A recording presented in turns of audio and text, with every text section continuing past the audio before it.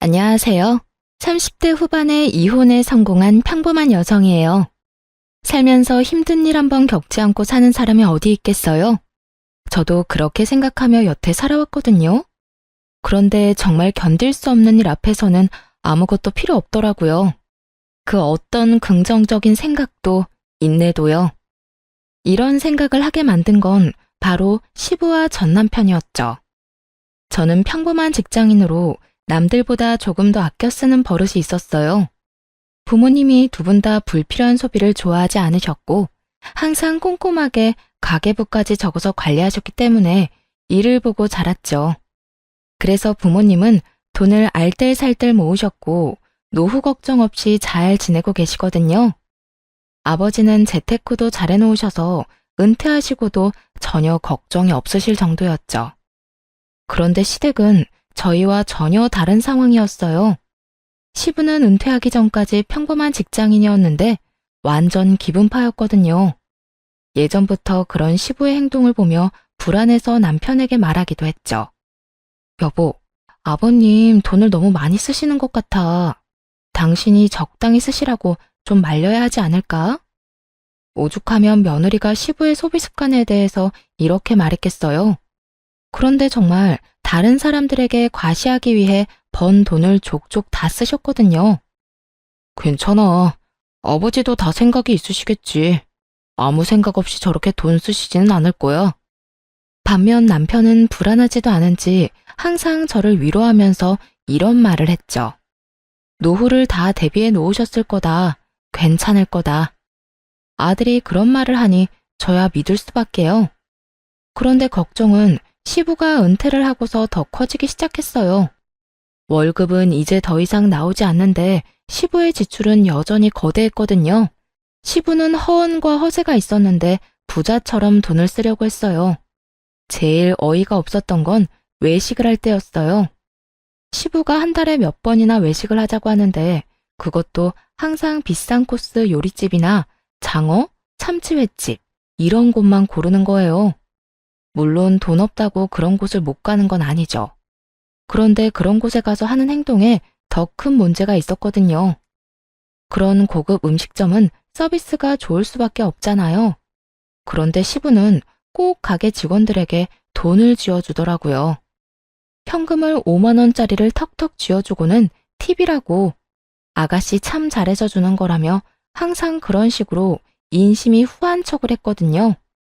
게다가 은퇴 후 식사비는 정작 우리가 내는데도 그런 식으로 직원들에게는 본인이 꼭 돈을 주며 주변 사람의 시선을 즐기곤 했어요.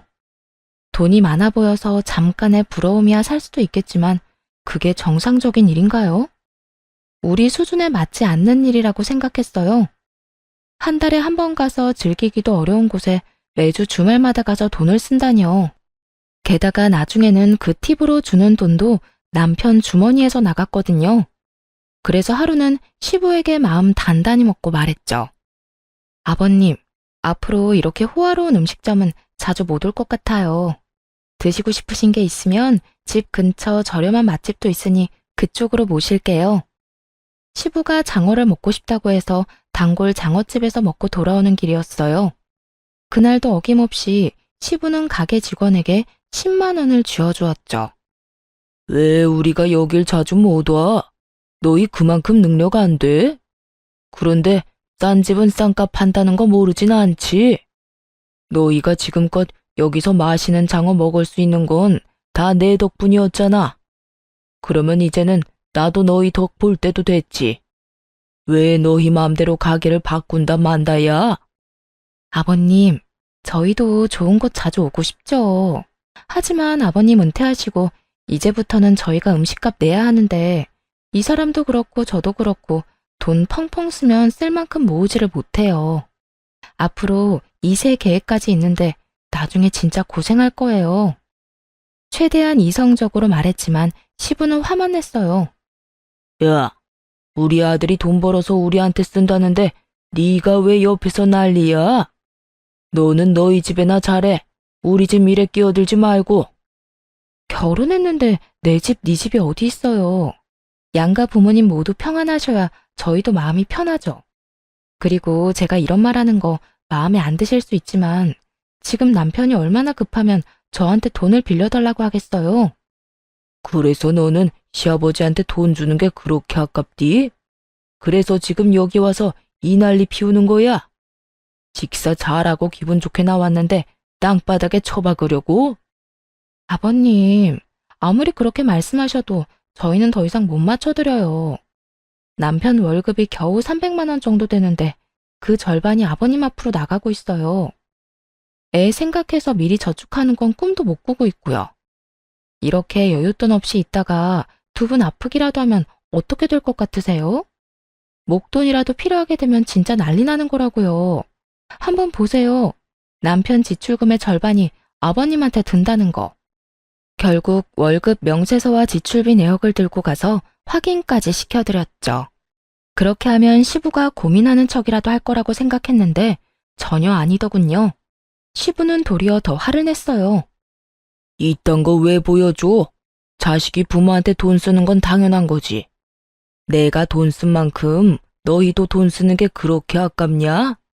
이래서 자식 키워봤자 헛수고라니까. 네, 그간 아버님 덕분에 비싸고 좋은 곳 많이 간 것도 사실이죠. 하지만 저희가 가고 싶다고 간 건 아니잖아요. 그리고 분명히 말씀드렸어요. 제발 소비를 좀 줄여달라고요.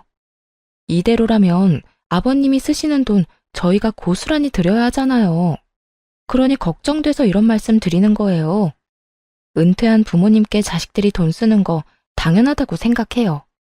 그런데 아버님은 딱히 필요 없는 곳에 돈을 낭비하시잖아요. 필요 없는 곳? 넌 내가 남들 접대하고 너희들하고 좋은 음식점에 오는 게 필요 없다고 생각하냐? 네, 근처 맛집만 가더라도 이렇게 비싸지는 않아요, 아버님. 그리고 오늘도 보세요.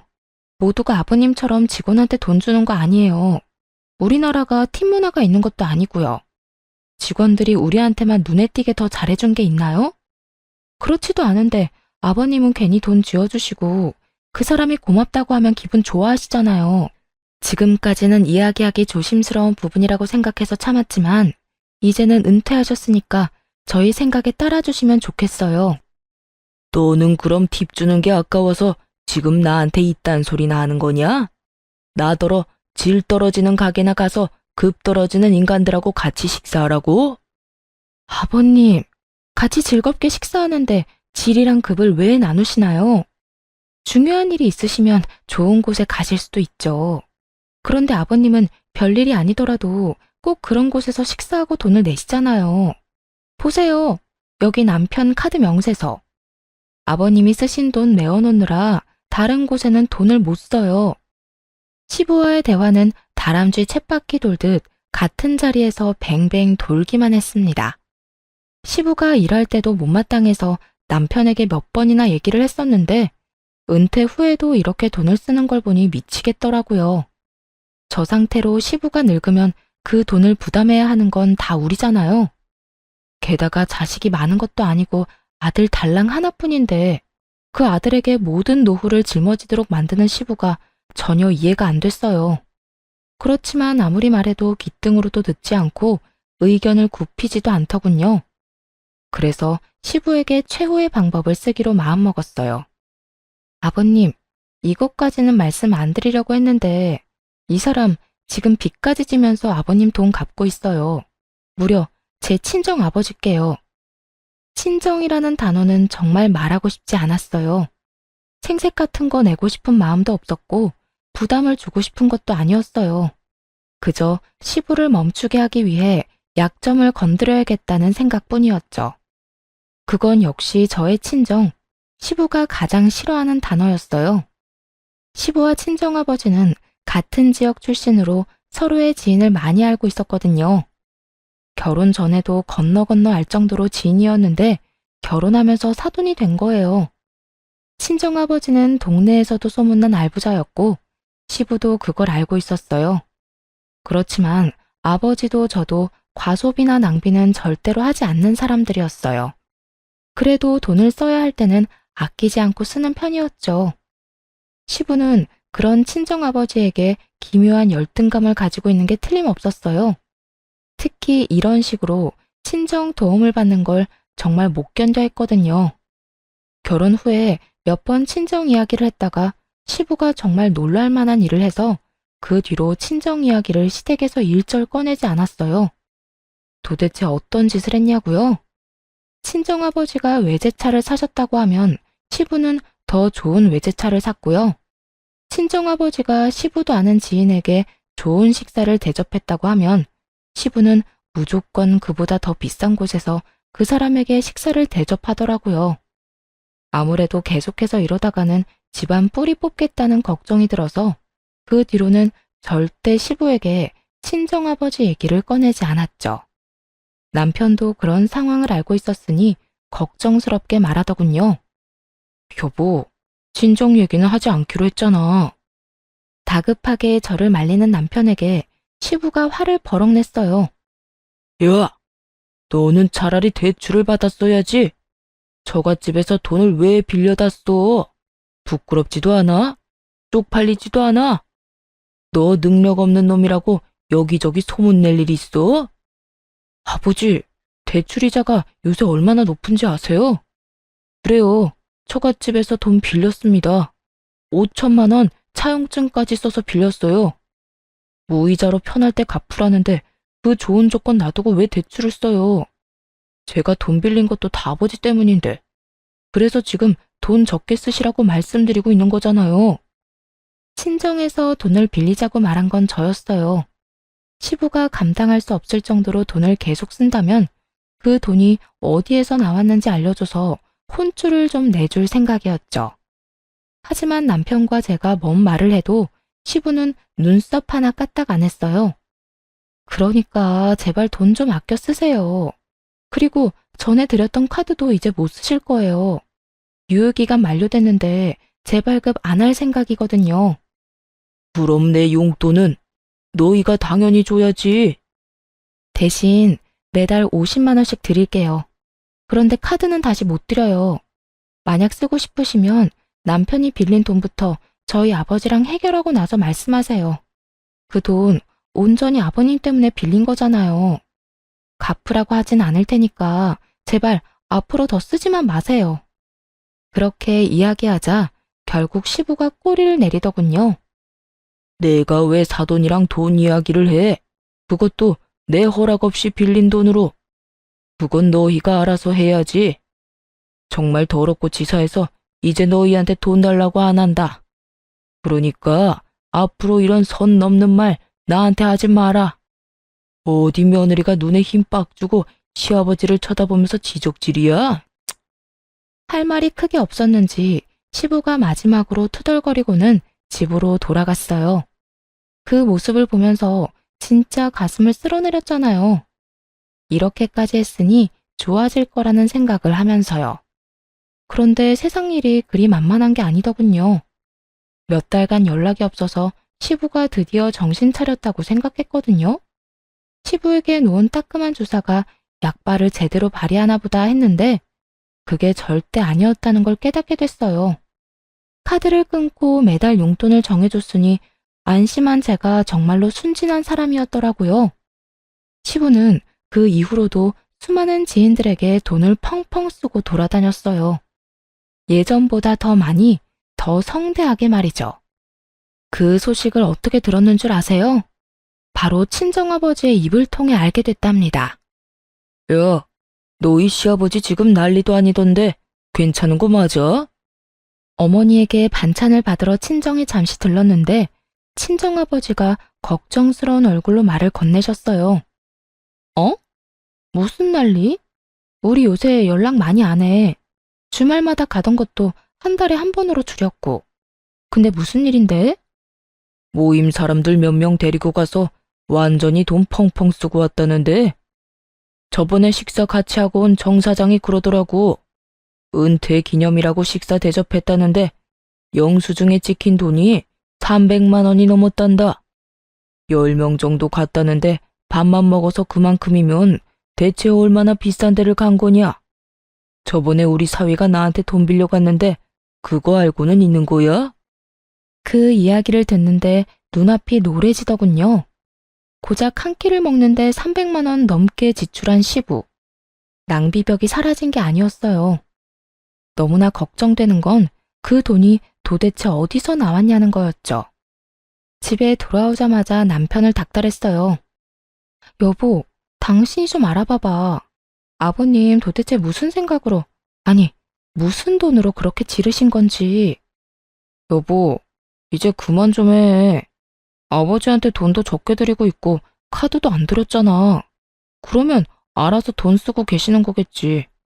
우리가 그런 것까지 어떻게 다 신경 쓰면서 살아?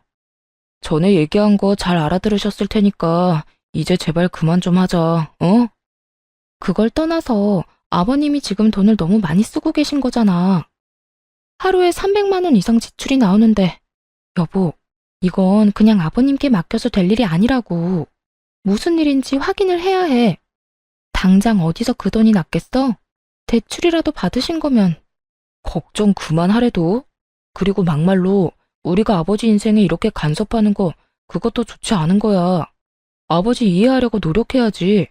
왜 매번 아버지 하는 일마다 딴지를 걸어? 일이 한 번 터지면 너무 규모가 클 테니까 그렇지. 그래서 지금 확인도 안 해보겠다는 거야? 아버지 뒷조사는 좀 아닌 것 같아.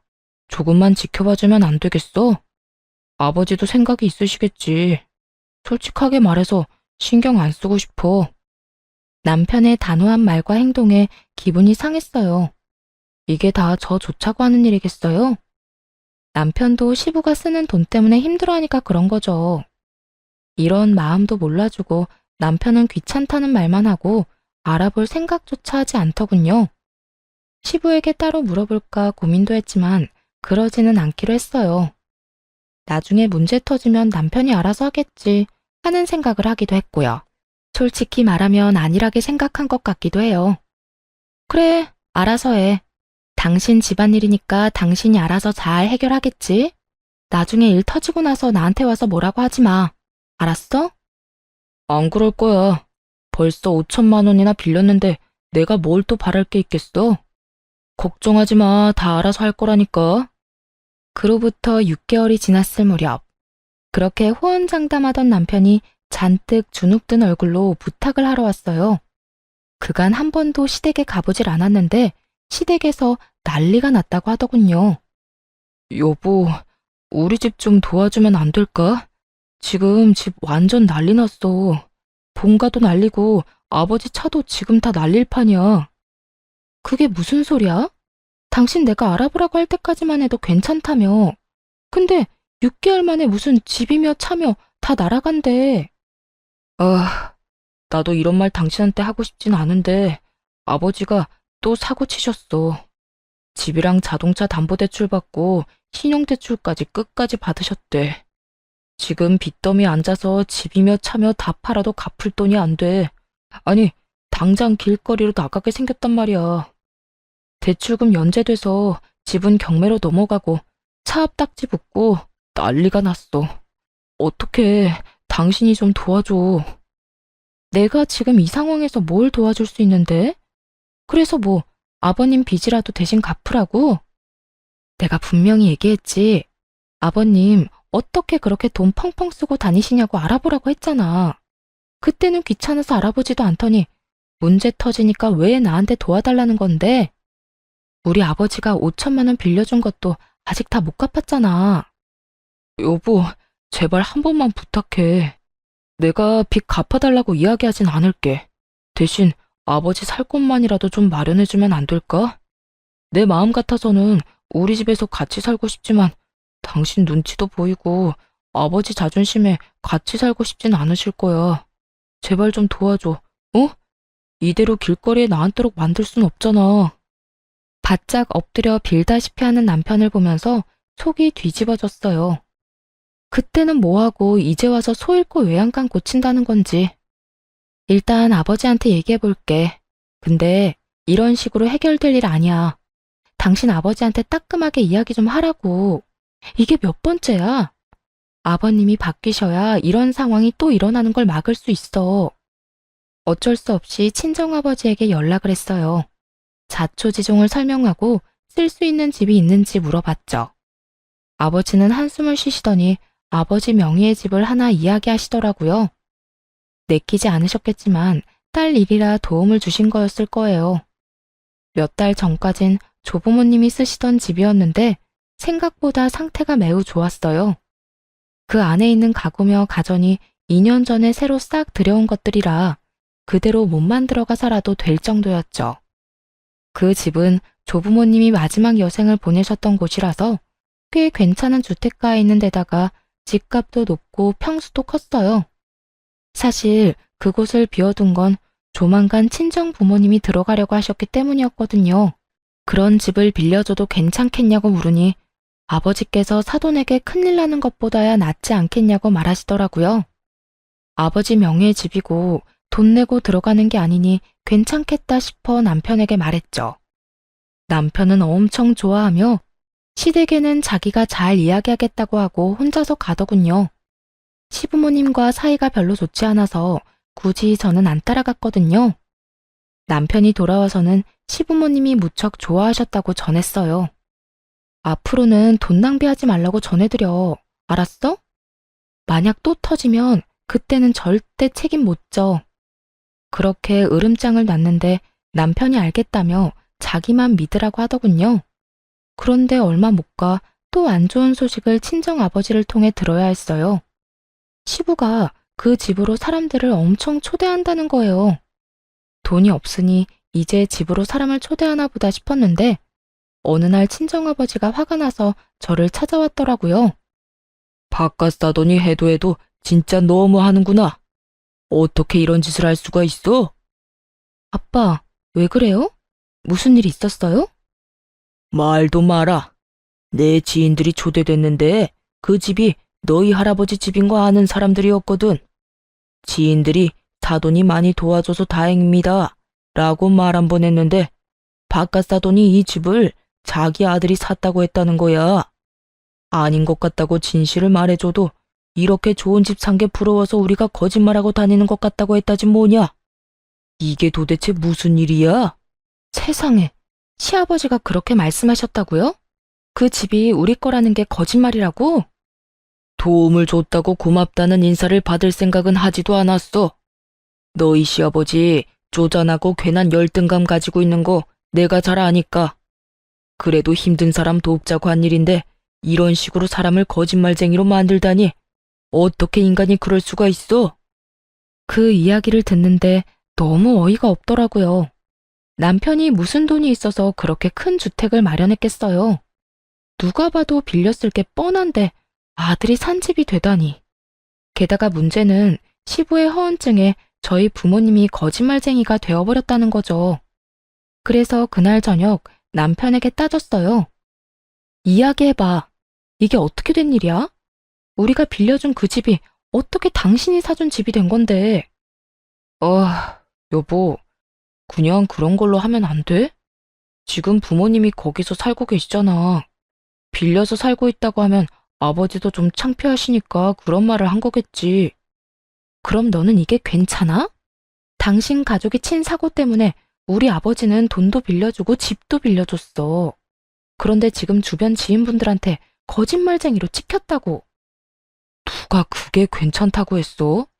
거기 살고 계신 우리 부모님은 그냥 놔두자고 하는 말이잖아. 그럼 우리 부모님은 뭐가 되는데? 부끄러운 건 아버님 몫이지 우리 부모님 몫이 아니야. 진짜 실망이야. 당신이 어떻게 우리 집에 이런 식으로 해? 은혜를 원수로 갚는 것도 정도가 있지. 이건 뭐 원수가 아니라 아주 쑥대밭을 만들었잖아. 당신이 조금만 참아주면 안 돼? 아버지가 그 성격에 얼마나 눈치 보이고 답답하셨으면 그러셨겠어. 그러게, 돈을 누가 그렇게 펑펑 쓰래? 그 뒷수습은 우리 집이 다 했는데 결국 돌아오는 건 뒤통수다 이거지? 됐어. 나 이제 안 도와줄 거야. 우리 이혼해. 헤어지고 당신한테 빌려준 거 다 받아낼 거야. 그렇게 하면 우리 아버지 거짓말쟁이라는 소문도 다 사라지겠지. 여보, 갑자기 이혼이라니 무슨 소리야. 절대 안 돼.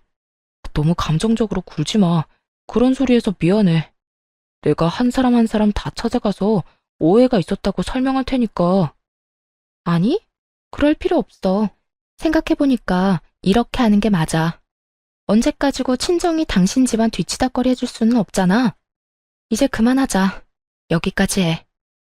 그렇게 이혼하자고 했지만 역시나 남편은 받아들이지 않았어요. 이혼하게 되면 빌린 돈도 다 갚아야 했고 집도 다시 되돌려줘야 했으니까요. 하지만 이미 정이 확 떨어져 버린 걸 어쩌겠어요. 마음이 초조했는지 남편이 사정하고 비는데도 바로 소송 시작했어요. 당신이 아버님 사고 친 거 수습하면 합의 이혼 정도는 할게. 그런데 수습도 안 하면 합의는 절대 없을 거야. 그리고 이혼하고 나면 내가 그 집에서 살 테니까 당신 부모님한테 다른 집 구하시라고 전해줘. 여보, 진짜 이럴 거야? 왜 이렇게 사람이 냉정해? 날 이렇게 만든 건 당신 집안 사람들이야. 내 탓을 하지 말고 당신 아버지를 탓해. 난 뒤통수 치는 사람들하고 가족 못해. 결국 이혼 소송이 진행됐습니다. 그동안에도 시부모는 연락 한 번 없었어요. 하긴 생각해보면 저와는 사적으로 연락한 적이 별로 없으니 그러려니 했죠. 곧 남이 될 며느리한테 뭐라 할 말이 있겠어요? 그런데 이혼 판결이 났는데도 시부모가 그 집에서 나갈 생각을 하지 않더군요. 전 남편은 연락을 받지도 않았고요. 설마 이대로 모르쇠 하고 눌러앉으려는 건가 의심하는 차에 친정아버지가 모임에 가셨다가 노발대발하며 오셨어요. 그 인간들 골 때리는 짓 계속하네. 이번에는 생일잔치 한다고 우리 집에 사람들 초대했단다. 세상에 무슨 낯짝으로 그런 짓을 해? 나가라는데도 안 나가고. 오히려 그 말을 듣고 이번이 기회라고 생각했어요. 그래서 생일잔치에 초대되었다는 분들이 그 집에 갈 때 따라갔죠. 집 안으로 들어가니 난리도 아니더군요. 전 시부 생일이랍시고 온갖 치장을 해놓고 조부모님의 텃밭마저 해집어놨더라고요. 그리고 그곳에서 연락도 받지 않던 전 남편과 마주했죠. 당신이 여긴 왜 왔어? 내가 못 올 곳 왔어? 여기 우리 아빠 집이잖아. 나가라고 그렇게 말했는데도 안 나가더니 남의 집에서 잔치까지 해? 당신이 내 연락 다 무시하길래 여기까지 왔다. 왜? 당장 짐 싸서 나가?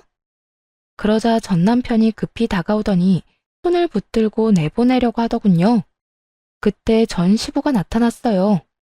이게 누구야? 거짓말쟁이들 아니야? 우리 아들이 나한테 사준 집을 자기들 집이라고 우긴 사람들. 난 자네 가족은 초대 안 했는데 왜 여기 왔어? 꼴값 돌려고 왔어? 왜? 우리가 이런 좋은 집에서 사니까 배가 아픈가 봐? 전 시부는 진실도 모르면서 엄청 세게 나오더군요. 많은 사람들이 보는 앞에서 저와 친정 부모님을 욕보이고 싶었나 봐요. 주변 사람들도 아주 흥미진진하게 바라보고 있었고요. 거짓말쟁이? 아직도 그딴 소리 하는 거야? 그럴 줄 알고 나도 그냥은 안 왔지. 이거나 확인하고 이야기하자고. 그따위 종이 쪼가리가 뭐라고? 부러우면 그냥 부럽다고 말해. 여전히 말이 전혀 통하지 않더군요. 결국 친정아버지께서 경찰에 신고했어요. 예, 지금 제 집에서 사돈 양반들이 안 나갑니다. 딸이 이혼 전에 시댁에 잠깐 빌려준 집인데 나가라고 해도 안 나가네요. 전 시부는 그 모습을 보더니 그제야 의심이 든 모양이더군요. 급히 친정아버지 손에 들린 종이를 낚아챘어요. 그 종이가 뭐였냐고요? 이 집 주소로 된 등기부 등본이었죠. 거기엔 당연히 친정아버지 이름이 적혀 있었고요. 이거 거짓말이지? 야, 아들, 왜 이 집이 이 인간 집이야? 아버지, 제가 좀 이따 말씀드릴게요. 우선 사람들부터. 이게 다 뭐냐고 묻잖아. 너 설마 이 인간들 집 빌려온 거야? 너 나한테는 돈 주고 빌렸다며? 설마 거짓말한 거야? 제대로 말해보라고 이 자식아. 아버지가 먼저 잘못하신 거잖아요. 처갓집에 열등감 갖고 계신 거 뻔히 아는데 어떻게 진실을 말씀드리겠어요? 그랬으면 여기 들어와서 살 수나 있었겠어요? 뭐? 이 자식이? 저도 이 집을 그냥 빌려온 줄 아세요?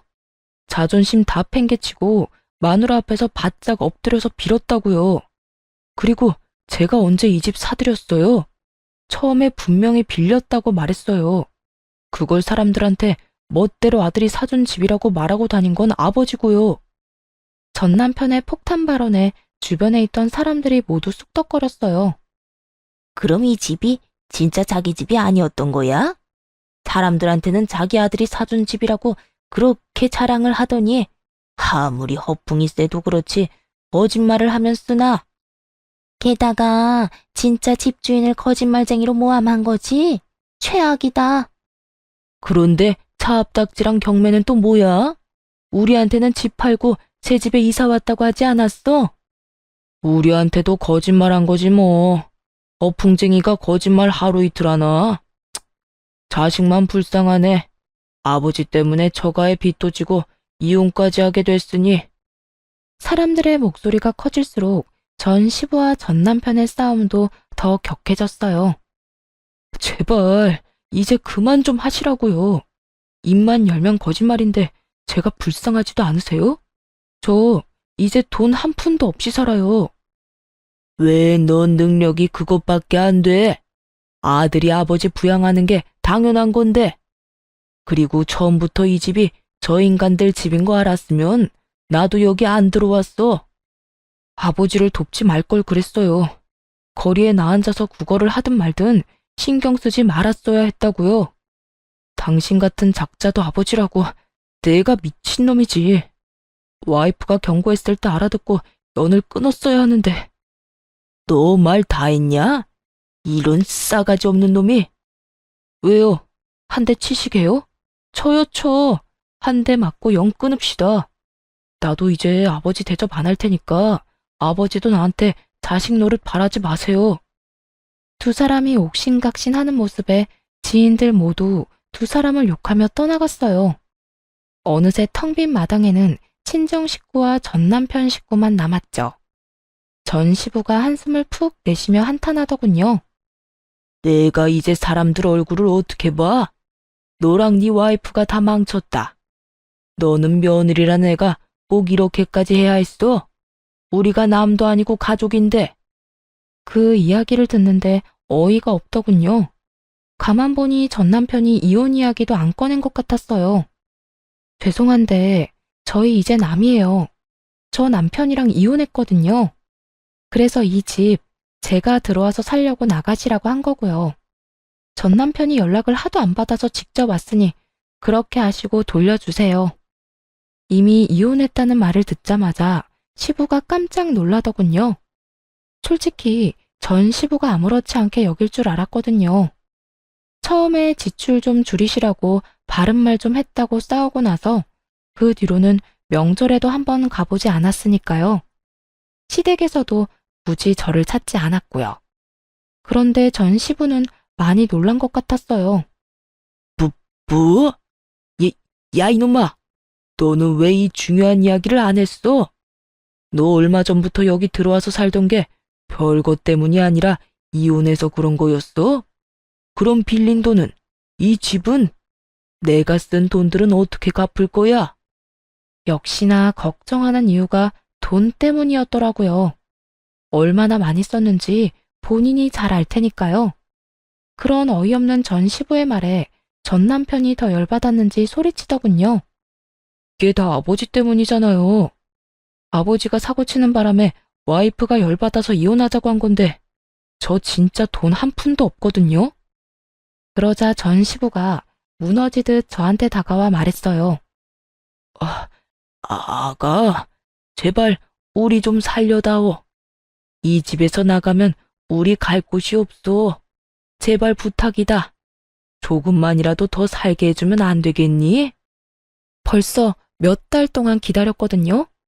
이미 이혼 소송하면서 그 집에서 나오시라고 말했는데 전 남편이 안 전했나 보네요.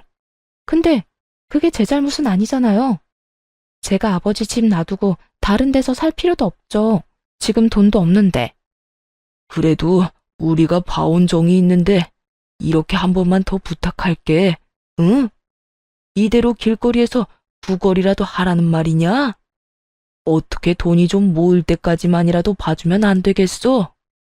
처음으로 전 시부가 애원했지만 단호하게 퇴거 명령 소송을 해서 내보냈어요.